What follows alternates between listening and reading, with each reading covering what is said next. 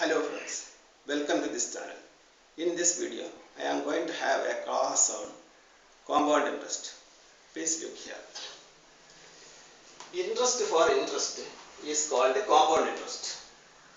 In this case, amount A can be found by using the formula A equals P into 1 plus R whole raised to n. A is amount which is equals principal plus interest.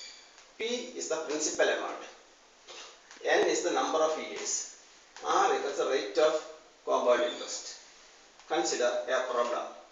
A man invested a sum of rupees 6,000 for a period of 4 years in a bank which gives 8% compound interest.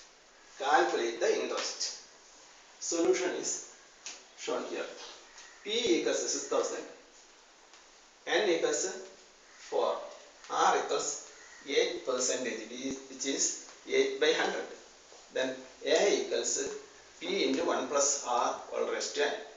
P 6,000 into 1 plus R equals 8 by 100 all raised to 4.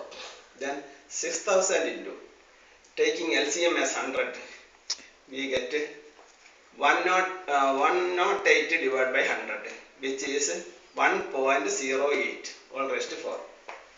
6,000 into 1.08 raised to 4 equals 6,000 into 1.08 into 1.08 into 1.08 into 1.08, which equals 8,162.93 rupees. So this is the amount. Amount means principal amount plus interest. To get compound interest, we have to subtract 6,000 principal amount from this amount.